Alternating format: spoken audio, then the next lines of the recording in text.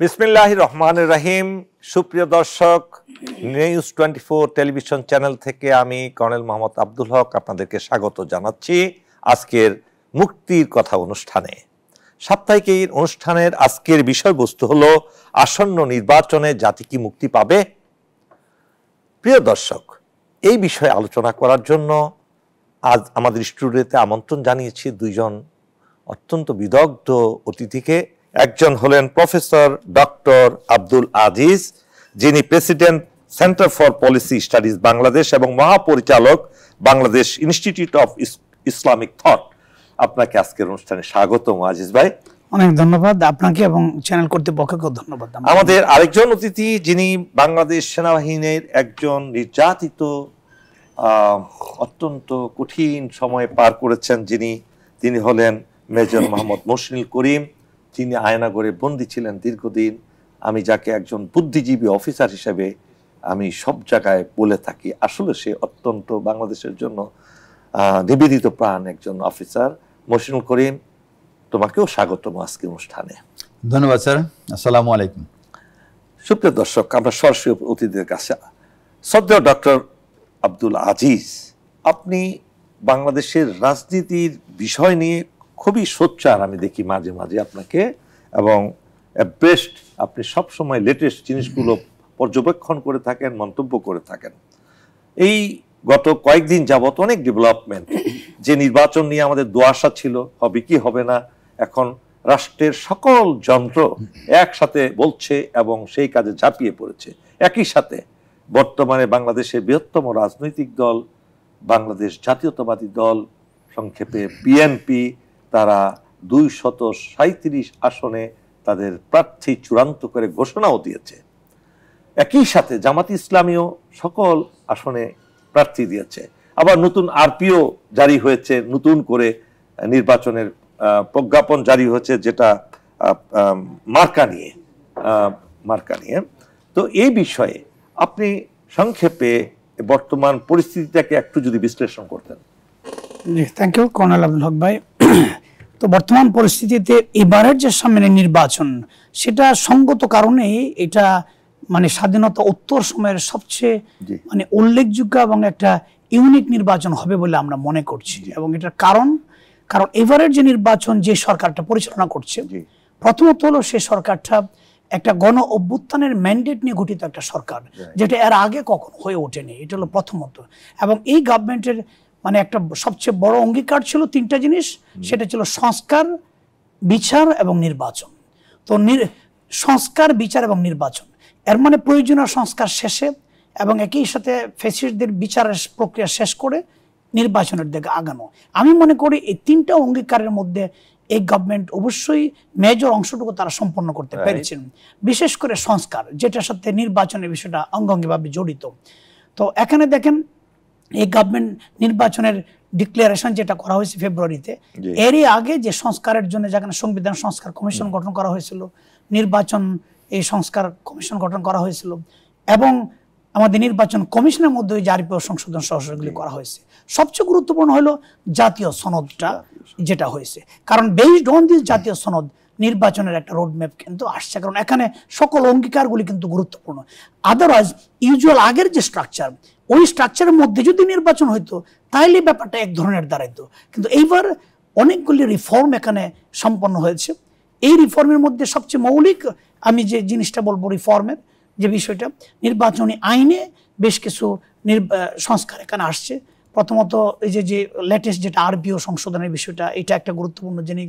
আরপিওর যে অনেকগুলি দিক আছে, যে পয়েন্টগুলি আসছে, যেমন ধরেন প্রথমত হলো যে জোটভুক্ত দলগুলি যে এখানে সংশ্লিষ্ট দলের বাইরে, অর্থাৎ যার যে প্রতীক, এই প্রতীক নিয়ে তারা নির্বাচন করতে পারবে। এটা একটা ইউনিক আইডিয়া, যাতে করে প্রতিটা দলের একটা স্বাতন্ত্র্য এবং দলের ম্যান্ডেটটা কিন্তু মানুষ বুঝতে পারবে। আদারওয়াইজ দলের নাম নিতেছে একটা, মার্কা হবে আরেকজন, এটা কিন্তু এখন আর থাকতেছে না। এরপরে এবার আইন শৃঙ্খলা রক্ষাকারী বাহিনীতে এই যে সেনাবাহিনীকে অন্তর্ভুক্ত করা সহ তাদের হাতে যে গ্রেপ্তারের ক্ষমতাটা দেওয়া, এটা একটা ইউনিক আইডিয়া। আরো সবচেয়ে গুরুত্বপূর্ণ হলো নির্বাচন কমিশনকে পুরো আসনের নির্বাচন বাতিলের একটা এখতিয়ার এখানে দেওয়া হয়েছে, আবার না ভোটের বিষয়টা সংযুক্ত করা হয়েছে। এই জিনিসগুলি একটা ইউনিক জিনিস, এবং একই সাথে এগুলির সাথে মিল রেখে সংবিধানের আমাদের যে সংবিধানের কিছু ম্যান্ডেট আছে, যেটা জাতীয় সনদের মধ্য দিয়ে এটা সাপ্লিমেন্ট হিসেবে আসছে, এটা আমরা সবাই জানি। ওইগুলোও কিন্তু বাংলাদেশের যে রাজনীতির যে প্রচলিত যে ধারণাটা, এই ধারণাটাকে পুরোপুরি আমার ধারণা যে বদলে দেওয়ার একটা সুযোগ, রিফর্মের একটা বড় ধরনের সুযোগ স্বাধীনতা উত্তর এই সময় বাংলাদেশ পেয়েছে। কাজে ডেফিনেটলি এই ইলেকশন বাংলাদেশ সাধারণ মানুষের আকাঙ্ক্ষাকে, গণ আকাঙ্ক্ষাকে পূরণ করবে, এবং এখানে বিশেষ করে যুব সমাজ সহ যারা নতুন ভোটার হলেন তারা সত্যিকার অর্থে সেই ভোটটাকে এনজয় করবে। অনেক ধন্যবাদ ডক্টর আব্দুল আজিজ, আপনার কাছে আবারও আসবো। মেজর মহসিনুল করিম, আপনি তো সবসময় পরিস্থিতি নিয়ে রাজনীতি বলেন, অর্থনীতি বলেন, সামরিক বাহিনী বলেন, সবসময় আপনি খুব গুরুত্বপূর্ণ কথা বলে থাকেন। আজকের আসন্ন নির্বাচনে যে পরিস্থিতি দেখলেন, এই যে ডক্টর আজিজ বললেন আরপিও গুলো চেঞ্জ করে সামরিক বাহিনীর কিংবা সেনাবাহিনীর, সশস্ত্র বাহিনীর ভূমিকাকে সেখানে অন্তর্ভুক্ত করা হয়েছে, যেটা কখনো ছিল না। একই সাথে আবার সেনাবাহিনীর যে একটা কর্তৃত্ব থাকবে আসন্ন নির্বাচনে, সেখানে আমাদের 1 লক্ষ সেনাবাহিনী নিয়োজিত হবে বলে আমাদের আরডকের GOC, general officer commanding Mainur, উনি অলরেডি ঘোষণা দিয়েছেন। এই পরিস্থিতি থেকে আপনি মনে করেন সেনাবাহিনী সেই সকল সন্ত্রাসীদেরকে প্রতিহত করবে যারা এখনই লাগামহীনভাবে দেশে জোর জবরদস্তি করে ভোটারদের থেকে ভোট আদায় করার জন্য অলরেডি প্রস্তুতি গ্রহণ করেছে? তাদেরকে কি সহজে সেনাবাহিনী কিংবা আইন শৃঙ্খলা বাহিনী তাদেরকে প্রতিহত করতে পারবে? কি মনে হয় আপনার? ধন্যবাদ। আপনি সেনাবাহিনী এরা নিরপেক্ষভাবে কন্ডাক্ট করতে পারবে কি না সেইটা যদি বলেন, তাহলে সেনাবাহিনীকে যতদিন ব্যবহার করা হয়েছে সিকিউরিটি ফোর্স হিসাবে, আমি নিজেও অনেকগুলো নির্বাচনে অংশ নিয়েছি, তো সেখানে কিন্তু আমাদের ব্যাটালিয়ন কমান্ডার পর্যায়ে কোনোদিন আমাদের বলে নাই যে অমুক পার্টিকে সাহায্য করতে হবে, অমুককে জিতাইতে হবে। এই ধরনের কোনো আলোচনা কোনোদিনও কোনো সময় আমরা শুনিনি। এই ধরনের ক্ষমতাও আগে ছিল না। ক্ষমতা ছিল না বলতে কি, যে ক্ষমতা ছিল, একবারে ছিল না তা বলবো না, কারণ ম্যাজিস্ট্রেট আমাদের প্রত্যেকটা গ্রুপের সাথে দিয়ে দেওয়া হতো, এবং ম্যাজিস্ট্রেটের কাছ থেকে আমরা আগে থেকেই ফায়ারিং অর্ডার পর্যন্ত সই করে রাখছি, যে কারণ ঝামেলা হলে ম্যাজিস্ট্রেট দৌড়া পালায় যেতে পারে। তো এটা ইনডাইরেক্টলি ছিল, কিন্তু সবচেয়ে বেশি যেটা ছিল সেটা হলো সদিচ্ছা। একটা সুষ্ঠু নির্বাচন সংগঠিত করার জন্য সেনাবাহিনীর প্রত্যেকটা সদস্যরা সদিচ্ছা ছিল এবং তারা করতে পারত। আমরা গত যে কয়েকটা নির্বাচন দেখলাম, সেখানে তো সেনাবাহিনীকে সিকিউরিটি ফোর্সের আওতায় রাখা হয় নাই, তারা শুধু একটা ঘুরে বেড়ানো একটা শো অফ ফোর্স হিসাবে ছিল। তাদেরকে বিশ্বাস করতো না, হাসিনা তাদেরকে বিশ্বাস করতো না, সেটাও একটা জনগণেরও বিশ্বাসে অনেক ক্ষতিগ্রস্ত হয়েছে। অনেক সময় দেখেছি যে একটা নির্বাচন কেন্দ্রে অনেক ধরনের জাল ভোট এবং বিশৃঙ্খলা চলছে, আর পাবলিক তার মিলিটারি গাড়ির পিছনে পিছনে দৌড়াচ্ছে, স্যার আসেন দেখেন, আমাদের গাড়ির লোকজন তাকায়ও নাই। কিন্তু সেই লিমিটেশনটা তো, মিলিটারি লিমিটেশনটা তো সাধারণ লোক জানতো না। যদি ওই অফিসারটা, মেজর, ক্যাপ্টেন কিংবা যে কেউ হোক না কেন, যদি সেখানে নজর দিত, ওইখানে থাকা অবস্থায় তার চাকরিচ্যুত হতো কিংবা গুম হতো, খুন হতো, আপনার মতো, সেই ভয়টা তো ছিল। সেটা তো আপনি আপনি অস্বীকার করতে পারবেন না। ওইটা ছিল, সেটা একটা সাইডে ছিল। জনগণ দেখলো কি, জনগণ তো এটা বোঝানোর জন্যই তো সে আর্মিকে নামিয়েছিল। এখন পারসেপশনটা হলো যে পাবলিক পারসেপশন যে আর্মি আছে গ্রাউন্ডে, তারপরে সুষ্ঠু নির্বাচন হচ্ছে না, এই একটা। কিন্তু এখন আর্মি আছে এবং একটা নিরপেক্ষ সরকার বলবো আমরা, যারা ক্ষমতায় আছেন ওনারাও চাচ্ছেন সুষ্ঠু নির্বাচন করার জন্য, এবং সেই জন্যে আমি আশাবাদী যে সেনাবাহিনী একটা সুষ্ঠু নির্বাচন করে দিবে। কিন্তু এখানে নির্বাচনের পরে কি হবে? আপনি এই কথাটা আমাকে বলেন, সেনাবাহিনী আপনি বলেন করে দিবে, এখানে কি সেনাবাহিনী নির্বাচন পরিচালনায় 100 ভাগ যদি ধরা হয়, এটার কতটুকু অংশ সেনাবাহিনীর প্রভাব থাকতে পারে? এখানে নির্বাচন পরিচালনার আপনি রিটার্নিং অফিসার হলেন ডিসি, হ্যাঁ, ডিভিশনাল কমিশন, ডিস্ট্রিক্ট কমিশনার, ঠিক আছে না, জেলা প্রশাসক যাকে বলি, উনি হলেন রিটার্নিং অফিসার, এবং উপজেলা পর্যায়ে উপজেলার ইউএনও যে আছেন তিনি হলেন সেখানে রিটার্নিং কর্মকর্তা। একইভাবে পুলিশ যে রোল প্লে করবে, এসপি, ওসি, তাদেরও তো একটা বিশাল ভূমিকা। সেই ক্ষেত্রে সেনাবাহিনী কতটুকু প্রভাব বিস্তার করবে তাদের নিরপেক্ষতা নিয়ে? না, সেনাবাহিনী আসলে আপনি দেখেন, এই যে এখন একটা দেশ হিসাবে আমরা এখনো টিকে আছি, যেখানে ভারত আমাদেরকে আষ্টে পৃষ্ঠে বেঁধে ফেলেছিল, এই অবস্থা থেকে আমরা যে অবস্থায় এখন এসেছি, সেটা কিন্তু সেনাবাহিনীর উপস্থিতির কারণে। সব ফোর্স, সব যেগুলো ব্রাঞ্চেস অফ গভর্নমেন্ট আছে, সেগুলো সব জায়গায় কিন্তু কলাপস করছে।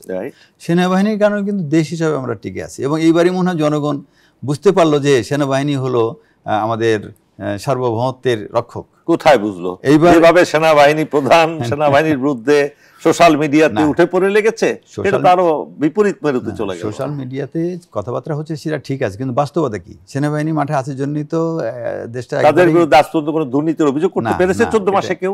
এটা হয় না, এটাই বলছি যে এটা তো বলে না কেউ যে এই সেনাবাহিনী 14 মাসে সবকিছু নিয়ন্ত্রণ করছে, কোনো দুর্নীতির অভিযোগ কেউ দায়ের করতে পারলো না, সেনাবাহিনীর বিরুদ্ধে কোনো কথা বলতে পারলো না, সেটা নিয়ে কথা বলে না। বলে শুধু ওই কয়েকজন দুষ্কৃতিকারী অফিসার যারা আপনার বিভিন্ন সময়ে সেনাবাহিনীর বাইরে গিয়ে ক্ষতিগ্রস্ত করেছে ইমেজকে, সেটা নিয়ে কথা হয়। সেনাবাহিনীকে নিয়ে কখনোই কোনো কথা কেউ ডাইরেক্ট ওইটা বলে নাই, ব্যক্তির ব্যাপারে কথা হয়েছে। দেখেন এবার আন্দোলনের সময় মানুষ, তার স্লোগান ছিল কি যে এই মুহূর্তে দরকার সেনাবাহিনী সরকার। তার মানে হলো যে সেনাবাহিনীর প্রতি মানুষের যে আস্থা, এটার কিছুটা ক্ষতি হলেও কিন্তু সেটা মানে অনেকটাই কাটিয়ে উঠতে পেরেছে সেনাবাহিনী। বিকজ এই আন্দোলনে যত বড় সংগঠিত ইয়েই হোক, কোনো রাজনৈতিক দল তো আর এখানে, এইখানে আপনি একটা গুরুত্বপূর্ণ কথা, এখানে সেনাবাহিনীর কারণেই কিন্তু আন্দোলনটা মোড় নিল।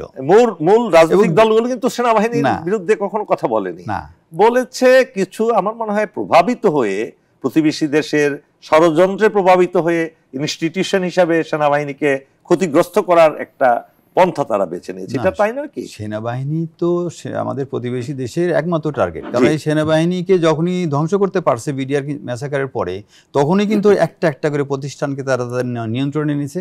কারণ গভর্নমেন্ট তো তাদের নিজের পোষা বিড়ালের মতন ছিল। তো এই যে সেনাবাহিনীকে টার্গেট করে শেষ পর্যন্ত যে ইন্ডিয়া তাদের 16 বছরের সাকসেস, এটা কিন্তু সেনাবাহিনীকে ধ্বংস করার মাধ্যমে হয়েছে। কিন্তু এই সেনাবাহিনীকে যে ওই যে সেই ফিনিক্স পাখির মতন যে অবস্থায় ছিল, সুপ্ত অবস্থায়, সেনাবাহিনী কিন্তু সেনাবাহিনীর জায়গাতেই ছিল। এটা হয়তো সুপারফিশিয়ালি মনে হয়েছে যে সেনাবাহিনী মনে হয় জনগণের বিপক্ষে কাজ করছে। এটা যে ভিতরে ভিতরে কোনোদিনও হবে না, কারণ আমাদের প্রশিক্ষণ থেকে শুরু হয় যে আমাদের শত্রুকে ভিতরে ভিতরে আমরা সবাই জানি। তো যদিও এখানে অনেক চেঞ্জ আসছে সেনাবাহিনীর মধ্যে, আমরা ভারতকে আগে একটা নাম দেওয়া ছিল যে তারা উলপ্ল্যান্ড, এই উলপ্ল্যান্ড কথাটা বাদ দিয়ে দেওয়া হয়েছে, তারপরেও কিন্তু মানুষের মন থেকে উঠলাম চলে যায় না। তো সেনাবাহিনী কিন্তু সেনাবাহিনীর জায়গাতেই আছে এবং সেনাবাহিনী কিন্তু এখনো সেটাই প্রমাণ করে যাচ্ছে। তো আর্মি যদি মাঠে থাকে আর অন্য যে সমস্ত মেশিনারিজ আছে নির্বাচন কন্ডাক্ট করার জন্যে, যেহেতু এবার কাউন্টিংয়ের সময় মিডিয়াকেও দেওয়া হয়েছে, তারপরে এবার আরপিওতে যে সমস্ত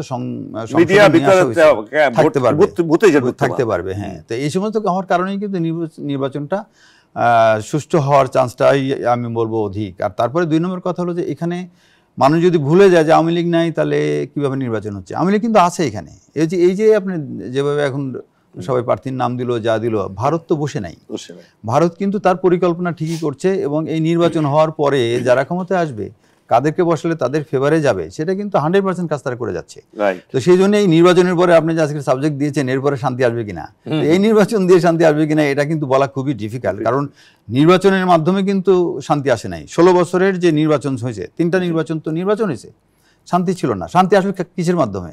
পাবলিক যখন, ছাত্র জনতা যখন রাস্তায় নামলো, তার ছাত্র জনতার রাস্তায় নামার মাধ্যমে কিন্তু আমরা শান্তি পেলাম। না, শান্তি পাইনি, আমরা মানে রিজিম থেকে মুক্তি পেয়েছি, ব্যবস্থার পরিবর্তন আসলো। এখন ধরেন শ্রীলঙ্কা একটা নির্বাচন করে কিন্তু 1 বছরের মধ্যে তারা ঘুরে দাঁড়িয়েছে।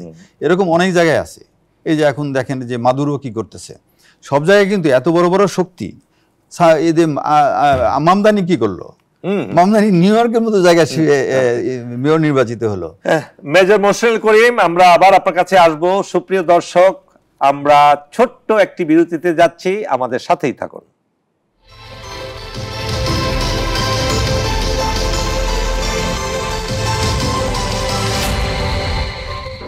সুপ্রিয় দর্শক, আবারও আমন্ত্রণ জানাচ্ছি আমাদের মুক্তির কথা অনুষ্ঠানে। এ পর্যায়ে আমি প্রফেসর ডক্টর আব্দুল আজিজের কাছে আসছি।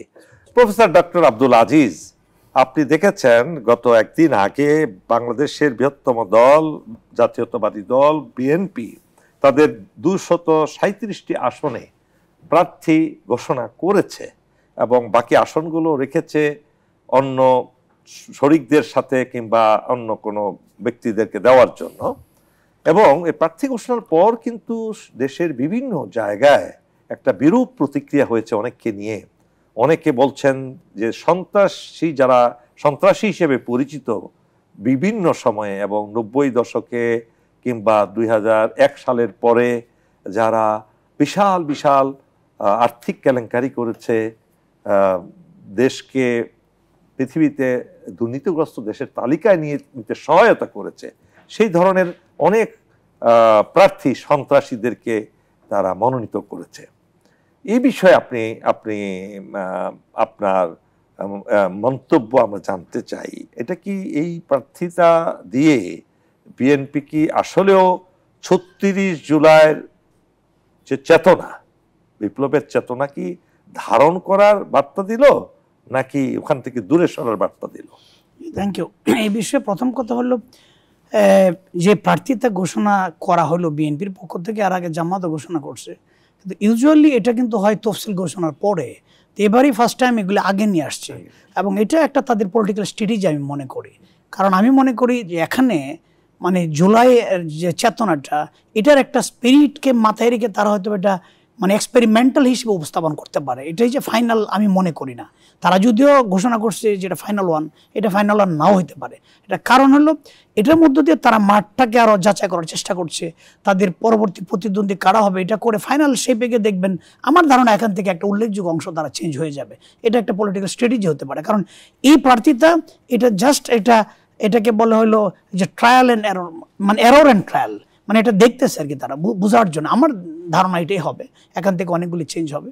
এবং এটার কারণ এখানে অবশ্যই এটার মধ্য দিয়ে যে প্রতিবাদগুলি আসতেছে, জিনিসগুলি আসতেছে, এটাও অ্যাসেস করার তারা সুযোগ হবে। এখানে অবশ্যই এখন যেটা করা হয়েছে এটা প্রিলিমিনারি, এবং একটা বক্স থেকে মানে কোনো একটা গ্রুপ থেকে আরও ইন্টারনাল অ্যারেঞ্জমেন্ট থেকে বা বিভিন্ন অ্যাক্টর যারা থাকে নির্বাচনে, এগুলির অবশ্যই একটা প্রভাব এখানে পরিলক্ষিত হয়। মানে যে বিএনপি এবার কোনো নির্বাচনী বোর্ড ওইভাবে বা সাক্ষাৎকার ওই আগে যেভাবে প্রক্রিয়াগুলি করা হতো, এই প্রক্রিয়াগুলি কিন্তু এখানে আসে নাই। কাজে এটা মানে আমি এটাকে কোনোভাবেই ফাইনাল ওয়ান মনে করছি না আর কি, মানে আমার দৃষ্টিতে। তাহলে কি এত বড় একটা দল দীর্ঘ 14 মাস ধরে তারা গবেষণা করছেন প্রত্যেকটা নির্বাচনী আসন নিয়ে, এটা তো অস্বীকার করার কিছু নাই। তাদের বিভিন্ন যাচাই হয়েছে, বিভিন্ন আপনার জনমত জরিপ হয়েছে অনেকগুলো, যেটা স্বয়ং অ্যাক্টিং চেয়ারম্যানও বলেছেন। এত যাচাই বাছাই, এত জরিপের পরেও কিভাবে ওই ধরনের মুখগুলো আসলো যারা সন্ত্রাসী হিসেবে পরিচিত? এটা তো অবশ্যই আমাদের হতাশাজনক। কারণ হলো এখানে যেটা বেশি হওয়া দরকার ছিল যে নতুন মুখগুলিকে, বিশেষ করে তরুণদেরকে এখানে যেভাবে আনা দরকার ছিল, এবং যারা একেবারে রাজনীতিতে পরিশুদ্ধ, যারা সিনিয়রদের মধ্যে ক্লিন ইমেজের যারা অধিকারী, সিনিয়রদের মধ্যে থেকে তাদেরকে আনা উচিত ছিল। তো এখানে ক্লিন ইমেজের লোক নেই, আগের যারা ফেসিলিটি, অনেক ক্ষেত্রে আমরা লক্ষ্য করছি যারা ফেসিলিটির সাথে মিলেমিশে কাজ করছে, রাজনীতি করছে, এমন অনেক লোক এখানে চলে আসছে। তো এটা আসছে এর মানে এটা তাদের পলিটিক্যাল কৌশল হইতে পারে আমার ধারণা। এটা কারণ হলো এখন হয়তো বিতর্কের জন্য আনা হয়েছে জিনিসের, এটার ভিত্তিতে মাথায় রেখে অন্যরা হয়তো পলিটিক্যাল ওই যে ক্যান্ডিডেট তারা ঠিক করবে, তাদের ক্যান্ডিডেট যখন ফাইনাল হবে তখন তারা এটা প্রত্যাহার করে নিতে পারে। মানে অন্যদের ক্যান্ডিডেট যখন ভালো আসবে তখন হয়তো তারা আবার প্রত্যাহার করে নিতে পারে, এটা আমার ধারণা। কাজে এটা আমি মনে করি অবশ্যই বিএনপি সহ সকল পরিবর্তন করাটা, আপনি কি মনে করেন না একটা পলিটিক্যাল পার্টি যখন একজনের নাম ঘোষণা করে দেয়, তাদের যে কার্যক্রমগুলো শুরু হয়ে যায় সমস্ত জায়গায়, এখানে আবার তাকে বাতিল করে আরেকজনকে নতুন করে দেওয়া, এটা পার্টির শৃঙ্খলার জন্য তো তেমন ভালো না।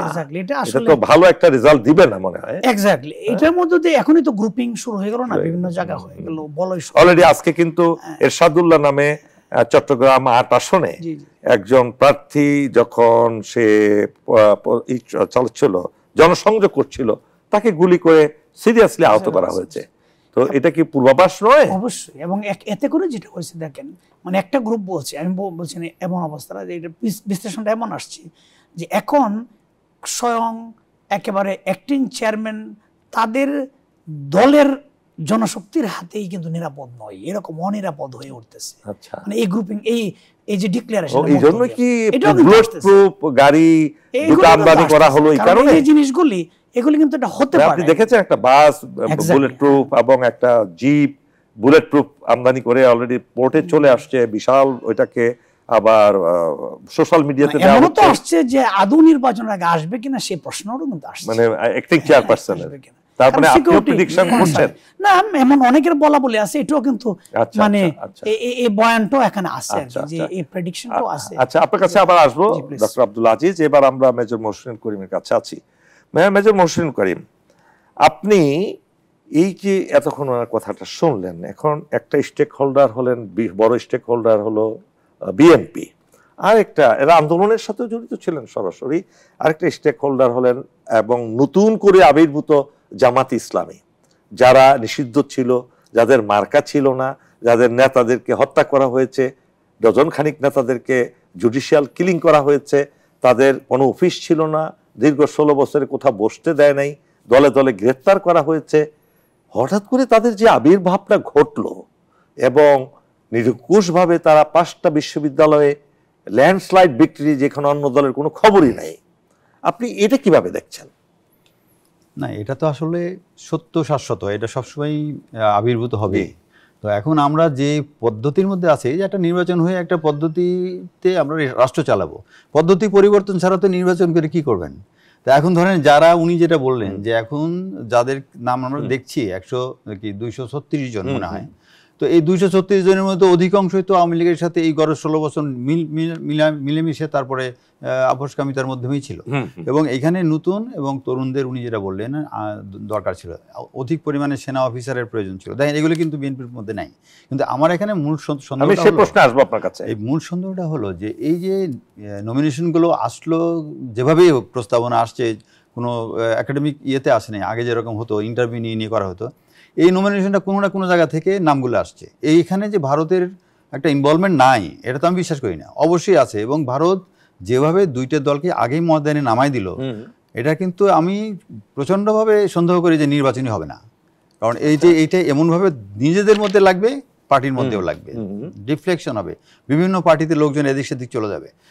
তো আমি যেটা আমার সেনাবাহিনীর কর্মজীবনে দেখেছি, আমি ভলিবল খেলতাম, ওই সময় ভলিবল খেলা জাস্ট শুরুর আগেই রোটেশন চাইতো, 6 জন প্লেয়ার কোথায় কোথায় কে দাঁড়াবে, কে অ্যাটাকে আসবে প্রথমে, কে ডিফেন্সে খেলবে, এইটা কেউ দিতে চাইতো না আগে, ওটা বানাচুপ করে বসে থাকতো যে ওরা কি করে।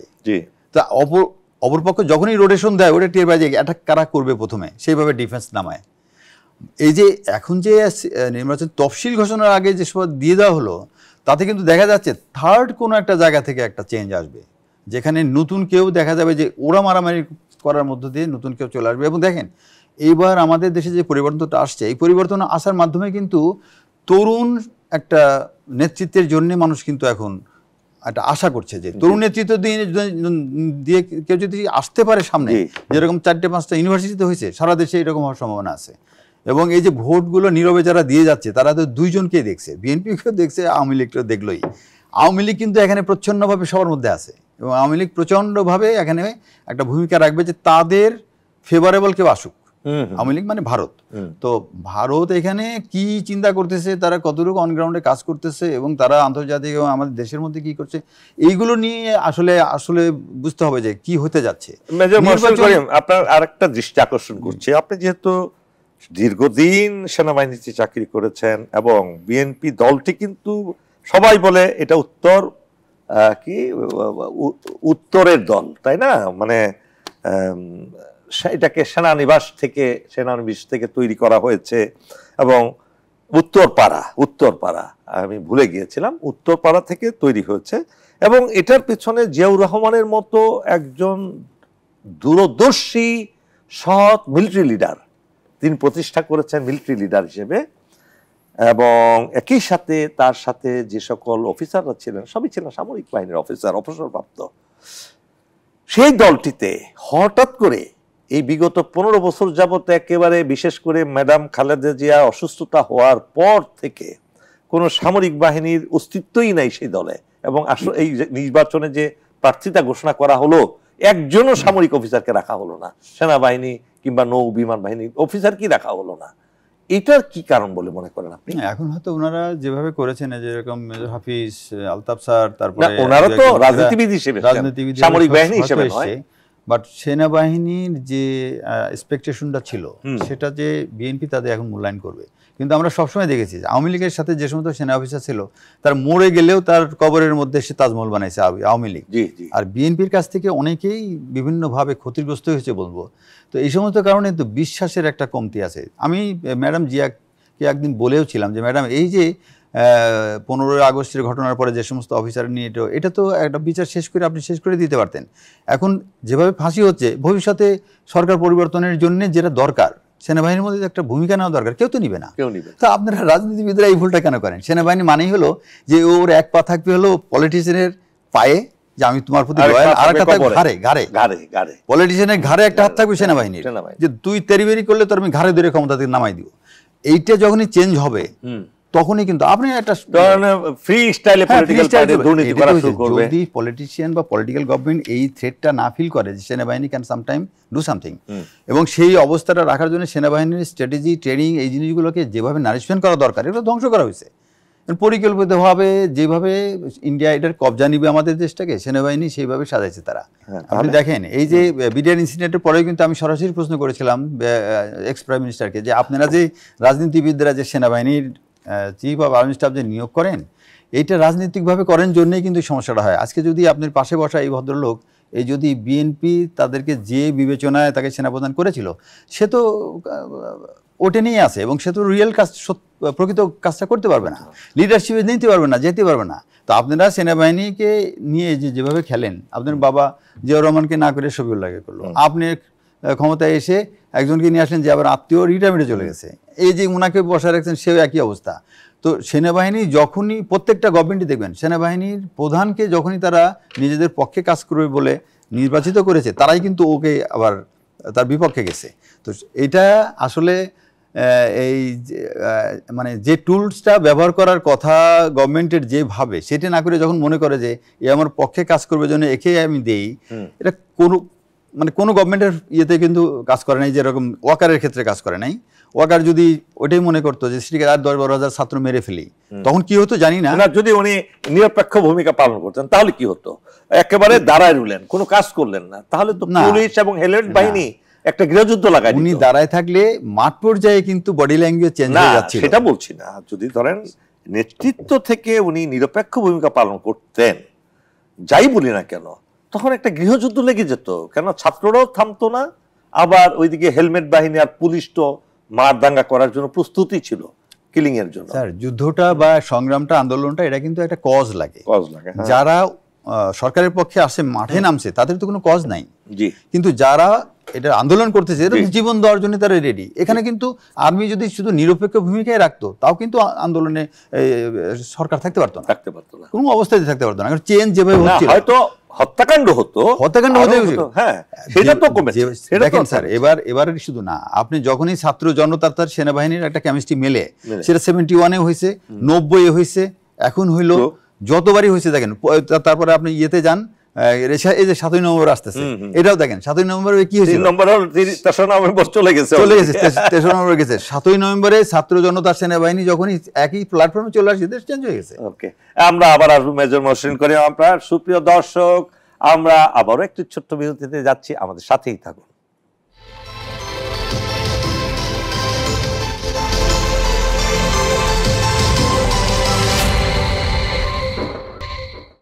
সুপ্রিয় দর্শক, আবারও আমন্ত্রণ মুক্তির কথায়। ডক্টর আব্দুল আজিজ, আপনি শুনলেন মেজর মহসিন করিম কিন্তু বেশ কয়েকটি কথা বলেছেন, বেশ কয়েকটি কথা।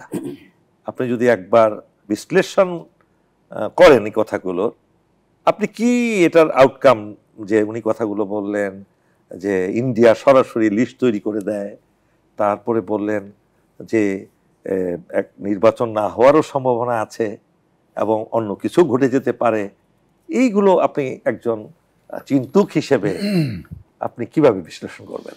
জি, রাইটলি আপনি ইস্যুগুলি তুলে ধরেছেন। বিষয়টা হলো, এবারে নির্বাচনকে যতই গভর্নমেন্ট মানে যতভাবে বলতেছে নির্বাচনের যে প্রস্তুতি, যেভাবে সকল গভর্নমেন্টের সকল মানে বিভাগ এবং সকল যে কনসার্ন যারা আছে, তারা যেভাবে মানে নির্বাচনটাকে করার জন্য বারবার নিশ্চয়তা দিচ্ছে, এরপরও কিন্তু সাধারণ মানুষের মধ্যে এটা নিয়ে একটা অনিশ্চয়তা পুরোপুরি রয়েই গেছে। এবং এটা কিন্তু ফ্যাক্টস। এবং এটা কারণটা কি? কারণ কিন্তু এই যে ইন্ডিয়ান রোলটা, তারা বিহাইন্ডে কিন্তু এটা থাকে। কারণ এই গভর্নমেন্টের মানে আসছেই হলো মানে অ্যান্টি ইন্ডিয়ান সেন্টিমেন্ট হিসেবে, মানে গণ অভ্যুত্থানের যে ম্যান্ডেট নিয়ে আসছে, এখানে কিন্তু অ্যান্টি ইন্ডিয়ান সেন্টিমেন্টটা এখানে গুরুত্বপূর্ণ। কাজে ইন্ডিয়া কোনোভাবেই চাইবে না যে এই অ্যান্টি ইন্ডিয়ান সেন্টিমেন্টের যে রিফ্লেকশনটা এখনকার গভর্নমেন্টে আছে, এটা যদি ধারাবাহিকভাবে আগায় আগামী নির্বাচন পর্যন্ত, বিশেষ করে ফলোয়িং দ্য রিফরমেশন, যেটা জাতীয় সনদেরটা যদি এর মধ্যে সেরে ফেলতে পারে, এটা করে যদি যায়, তাহলে কিন্তু মানে তারা যে আশঙ্কা এটা হবে না। এটা প্রতিবেশী হিসেবে এরা কিন্তু একটা মরণ কামড় দিবে, এটা খুবই স্বাভাবিক। আর এটার অংশ হিসেবে যে জিনিসগুলি বলছে এগুলি অবশ্যই একটা অনিশ্চয়তা তাদের মধ্যে তৈরি করে। তারা বিভিন্নভাবে ভূমিকা রাখতেছে, এটা তো অত্যন্ত স্পষ্ট। বহু ভূমিকা তারা পরপরও রাখছে, এখনো রাখতেছে, আরো রাখবে। আপনার দৃষ্টি আকর্ষণ করছি একটা মন্তব্যে একজন আইন প্রণেতা, পশ্চিমবঙ্গের বিজেপির আইন প্রণেতা, উনি বলেছেন যে আগামী নির্বাচনের পরে বাংলা এক হয়ে যাবে এবং ম্যাপ এঁকে দিয়েছে যে পুরো বাংলাদেশ তাদের পশ্চিমবঙ্গের সাথে মিলে একটা রাজ্য হয়ে যাবে। এটা কি আপনি খুব সহজভাবে নিচ্ছেন ব্যাপারটা, নাকি এটার সাথে রিলেশন আছে? এটা আমি অন্যভাবে বলি, যেমন তারা যেমন ম্যাপ ভেঙে করে দিচ্ছে, আমাদের প্রধান উপদেষ্টা কিন্তু ওই যে একজন তার কোন ডেলিগেশনের সাথে, পাকিস্তান ডেলিগেশনের সাথে কিন্তু বাংলাদেশের আরেকটা ম্যাপের ছবিও দেখাচ্ছে। এটা কিন্তু একটা ইঙ্গিত বহন করে। এখানে আমি যেটা বলবো, হ্যাঁ ওই লোক, ভদ্রলোক কিন্তু রাইটলি বলছে যে এক হইতে পারে। এক হতে পারে কিভাবে? আমার কাছে ভেরি ক্লিয়ার। এরা হলো একটা মানে প্রদেশ, আর বাংলাদেশ তো দেশই আছে, তাহলে এরা প্রদেশ হিসেবে আমাদের সাথে বাংলাদেশের সাথে তারা একীভূত হবে, এটাও তো হইতে পারে। এবং এইভাবে এটা কি আপনি মনে করেন তারা এটা মিন করেছে? তারা যাই মিন করুক, এটা দ্বারা আমরা এই মিনিং এর দিকে যাবো যে বাংলাদেশ ইজ বাংলাদেশ, তার প্রদেশ হিসেবে আমাদের সাথে অন্তর্ভুক্ত হতে পারে। এবং হইলে আমি মনে করি আসলে 1905-এর যে মানে বিষয়টা ছিল, 1905 সাল বঙ্গভঙ্গ ছিল, অবশ্যই মানে 11তে না, এটা তো রদ হয়ে গেল, মানে 5 সালে যেটা ছিল 11 সালে রদ হয়েছে। তো ওই 5 সালের আলোকে অবশ্যই ওই দৃষ্টিভঙ্গি আমরা যারা পলিটিক্যাল অ্যানালিস্ট এবং থিঙ্কার্স, আমরা মনে করি এখানে একটা বিষয় মানে বিবেচনা মাথায় রেখে যেতে পারে। বিশেষ করে সেনাবাহিনীকেও আমি বলবো যে যদি বাংলাদেশের মানে অস্তিত্ব, সার্বভৌমত্বের বিষয় মাথায় রাখে, এই দৃষ্টিভঙ্গি আমাদেরকে ইগনোর করা যাবে না, বরং এটা আমাদের পলিসি এবং স্ট্র্যাটেজির অ্যানালাইসিস নিয়ে আসতে হবে, যেটাকে কতটুকু করা যায়। এরা যেহেতু একীভূত হইতে চাইছে, হ্যাঁ আমাদের প্রদেশ হিসেবে একীভূত হবে। আরেকটা জিনিস আপনার দৃষ্টি আকর্ষণ করি, আমরা তো শেষ পর্যায়ে চলে আসছি। আপনি এটা লক্ষ্য করেছেন কি, ঠিক এখনো পর্যন্ত ইন্ডিয়ান থিঙ্ক ট্যাঙ্করা, ইন্ডিয়ান সরকার বাংলাদেশের বিরুদ্ধে যতগুলো ষড়যন্ত্র করেছে, প্রত্যেকটা ষড়যন্ত্র বাংলাদেশের পক্ষে গিয়েছে। আপনি খেয়াল করেছেন তাদের ব্যর্থতা, প্রত্যেকটা জায়গায় কিন্তু ব্যর্থতা। তারা পাকিস্তানকে বিভক্ত করার অন্যতম কারণ ছিল যে বাংলাদেশ থেকে তারা সৈন্যই নিবে না কোনোদিন, এটা তাদের দেশের অংশ হয়ে যাবে। তারা পারেনি। 65 সালে তারা চেষ্টা করেছে, পারেনি। এবং 75 সালেও কিন্তু তারা রেডি ছিল দখল করার জন্য, সেটাও পারেনি। এমনকি গত 5ই আগস্টের সময় কিন্তু তাদের আপনার 7 সিস্টার বলেন, পশ্চিমবঙ্গ বলেন, সব জায়গায় তাদের সামরিক বাহিনী প্রস্তুত ছিল বাংলাদেশকে আক্রমণ করার, সেখানেও তারা ব্যর্থ হয়েছে। তো এই যে আবার আরো ব্যর্থতা নিয়ে তারা কি এইভাবে কাজ করে যাবে যেখানে তাদের কোনো প্রতিবেশী দেশ তাদের পক্ষে নেই? এখানে আমার বক্তব্য হলো, অবশ্যই ইন্ডিয়া তার পারপাসের জন্য বাংলাদেশে কোনো সেনাবাহিনীর প্রয়োজন নাই, এই কথা কিন্তু আগেই বলছে। এটা তো আমাদের দেশের লোকেরাও বলে, লোকেরা জানে যে আগের আওয়ামী লীগের নেতৃবৃন্দ কিন্তু বলছিল যে মানে এখানে আলাদা করে সেনাবাহিনীর পিছনে এত টাকা খরচের দরকার নাই, সেনাবাহিনীর প্রয়োজনই নাই। পরবর্তীতে 2009 বিডিআর হত্যাকাণ্ডের মধ্যে আরো প্রমাণিত হলো যে তারা ওই জিনিসটাই চাচ্ছে, চৌকস প্রমাণ করা হয়েছে যে এই জিনিসটা করে যেটা অন্যভাবে বলে এই কাজটা তারা করেছে। এখন আমি যেটা মনে করি যে ইন্ডিয়া যতই চেষ্টা করুক, আমাদের এখন সবচেয়ে ভালো দিক হলো তরুণ সমাজ, ইয়াং মানে নেতৃত্ব, বিশেষ করে ছাত্র যুবকরা তারা এতটাই সচেতন হয়েছে এবং তারা পলিটিক্যালি এতটাই সচেতন যে তারা এখন কোনো বায়াসে বিশ্বাসী, মানে যত বয়ান থাকুক তারা পাল্টা বয়ান কিন্তু মুহূর্তের মধ্যে তারা রেডি করে ফেলতেছে। এবং এটা একটা সবচেয়ে আশার দিক হলো যে তারা আগে হলো নেতারা বলতো, অন্যরা বয়ান দিত, ছাত্ররা যুবকরা তা শুনতো। এখন ওরা যে ধরনের শক্তিশালী বয়ান দিয়েছে, যে ওয়ার্ডিং গুলি তারা মানে বিভিন্ন জায়গায় ওয়ালে দেয়ালে বিভিন্ন জায়গায় ছড়িয়ে দিয়েছে, এগুলো একটা পাওয়ারফুল ওয়ার্ড। এবং এই পাওয়ারফুল ওয়ার্ড অবশ্যই আমাদের বাংলাদেশটাকে চেঞ্জ করতে সক্ষম। এবং আমি মনে করি সবচেয়ে গুরুত্বপূর্ণ, এটা এরা অলরেডি তৈরি করে ফেলেছেন।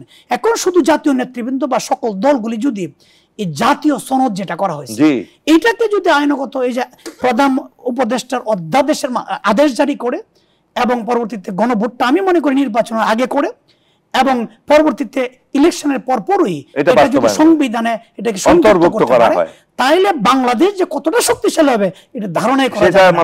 এবং কোন ধরনের ষড়যন্ত্র, ইন্ডিয়ান করসপন্সে কোনো কিছু এখানে কাজে লাগবে না।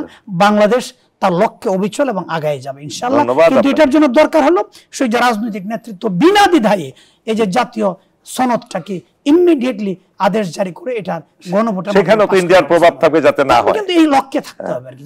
ধন্যবাদ আপনাকে। এবার আমি মেজর মহসিন করিমের কাছে জানতে চাচ্ছি, আপনি ওনার কথাগুলো শুনলেন এবং আমাদের সাবজেক্টই ছিল আগামী নির্বাচনে জাতি মুক্তি পাবে কি। এই যে গুরুত্বপূর্ণ কথাগুলো একটার সাথে আরেকটার যে সংশ্লিষ্টতা আছে, আপনি কি মনে করেন ভারতের কোনো প্রযুক্তি, কোনো শত্রুতা, কোনো ধরনের ষড়যন্ত্র বাংলাদেশের মানুষ বুঝে না কিংবা বুঝতে পারে না এবং সেটা তারা কার্যকরী করে সফলতা অর্জন করবে? আপনি কি মনে করেন? না, এটা এই যে মানুষের মধ্যে সচেতনতা এবং প্রকৃত শত্রু মিত্র চেনার যে ব্যাপারটা, এটা আমরা we must be grateful to India. India in their media যেভাবে তারা প্রচার অপপ্রচার করেছে, তাতে একটা রিক্সাওয়ালাও জানে হোয়াট ইজ র, যেটা আমরা সেনাবাহিনীতে চাকরি করেও অনেকে জানতো না। আমি গোয়েন্দা চাকরি করতাম, আমি জানতাম আমার কাউন্টার পার্ট র, কিন্তু সাধারণ আর্মি অফিসাররা জানতোই না অ্যাকচুয়ালি যে র কি এবং কীভাবে সে ফাংশন করে। তো এই যে শত্রু মিত্র চেনা এবং তাদের টুলসগুলো মানুষ চিনে ফেলেছে। এবং এটা দেখেন 71-এ যদি এই ভোটের যে রেজাল্ট ছিল এই মতো ক্ষমতা দিয়ে দিত, আমরা কি স্বাধীন হতে পারতাম? তাদের ভুলের জন্য কিন্তু আমরা যুদ্ধে নামছি, সেনাবাহিনী জনতা এক জায়গা হয়ে দেশ স্বাধীন করে ফেলছে। আজকে ইন্ডিয়া যা করছে এবং যে লাঠিটা সে খাইছে এখান থেকে এই জুলাই আন্দোলনে, একে ভুল মনে করছেন? আমাদের পদোয়া বড়ইবাড়িতে যে লাঠিটা খেয়েছিল তারা, 16টা ডেড বডি আমরা ভিতরে নিয়ে আসছি, 2 জনকে জীবন্ত ধরে নিয়ে আসছি, আরো সহচারে। কিন্তু এটা থেকে শিক্ষা গ্রহণ করে তো না, এটার পরে কি হয়েছে? ওটার পরে তারা পার্লামেন্টে, আমি শুনছি সেই সময় এমপিরা বলতেছে যে let us just move, Bangladesh দখল করো। ওইখানে যশবন্ত সিং স্বরাষ্ট্রমন্ত্রী সে কিন্তু ফ্লোর নিয়ে বলছে যে you will be satisfied, we will take revenge.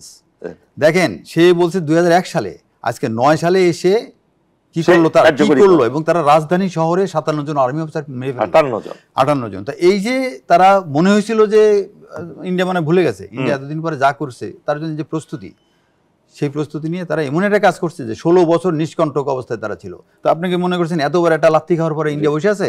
এই প্রত্যেকটা নির্বাচনের যত রকমের এই যে নির্বাচন তাড়াহুড়া করলো কেন? এখানে সালাউদ্দিন সাহেবের মতো লোক কিভাবে ইন্ডিয়ার দালালি করলো? এখানে আমির খসরু মাহমুদ চৌধুরী তারা কি করলো? আওয়ামী লীগের মধ্যে, বিএনপির মধ্যে তো নেতার অভাব নাই ইন্ডিয়ার দালালের। তো তারা তো এই যে দ্রুত নির্বাচন মানেটা কি, জিনিসটা স্টেবল করতো, তারপর নির্বাচন দিত। সেটা জিয়াউর রহমান যখন ক্ষমতা আসছে তখন সে তো প্রথমেই স্টেবিলিটির জন্য না ভোট দিচ্ছে, রেফারেন্ডামের মাধ্যমে উনি একটা লিবিলিটি বা একটা লেজিটিমেসি নিয়ে আসছে, সে প্রেসিডেন্ট হয়েছে। প্রেসিডেন্ট হ্যাঁ এবং না ভোট হয়েছে, আমার ভালো করে মনে আছে, এটা 75 বা 76-এর কথা, 75-এর সম্ভবত। এই রেফারেন্ডামের মাধ্যমে উনি একটা ক্ষমতা আসলো, প্রেসিডেন্ট হলো সেনাপ্রধান থেকে, এবং উনি যেভাবে আস্তে আস্তে রাজনীতিকরণ হলো, দেশটাকে সবাইকে রাজনীতি করতে দিল। আওয়ামী লীগ বাতিল একটা পার্টি ছিল, বাকশাল হয়ে গেছিল, তাকে আওয়ামী লীগের ক্ষমতায় রাজনীতি করার সুযোগ দিল, জামাতকে সুযোগ দিল। এইভাবে যে রাজনীতি আস্তে আস্তে হয়ে দেশটা একটা এমন অবস্থায় আসলো, জিয়াউর রহমান যদি আরো 5 বছর থাকতো এই দেশ তো চিনা যেত না। মেজর মহসিন করিম, আমরা এখানে শেষ করছি। আপনাকে অসংখ্য ধন্যবাদ। সুপ্রিয় দর্শক, এতক্ষণ আমরা দুজন অতিথিদের কাছ থেকে যে গুরুত্বপূর্ণ কথাগুলো শুনলাম, আসন্ন নির্বাচন জাতি মুক্তি পাবে কি, সেখানে অনেক দ্বন্দ্ব দ্বিধা আমাদের আছে, যেখানে আমাদের প্রতিবেশী দেশ এবং একটি ফ্যাসিস্ট পতিত শক্তি রাত দিন এর বিরুদ্ধে কাজ করে যাচ্ছে। এখন কথা হলো, আমাদের জাতি, আমাদের ছাত্র জনতা, আমাদের যে আবাবির পাখিরা এবং আপনারা সবাই যদি সচেতন হন, আগামী নির্বাচনে যদি 300 আসনেই সবচেয়ে যোগ্য, সৎ, নির্ভীক, দেশপ্রেমিক, ইমানদার লোকদেরকে যদি নির্বাচিত করতে না পারেন, তাহলে কিন্তু দেশ আবার সেই ফ্যাসিস্ট সরকার, পতিত সরকার আবার ফিরে পাবে এবং দেশটি একটা দোজখে পরিণত হবে। মহান আল্লাহ আমাদেরকে তা থেকে বুঝার, শিক্ষা নেওয়ার তৌফিক দান করুক। আল্লাহ হাফেজ।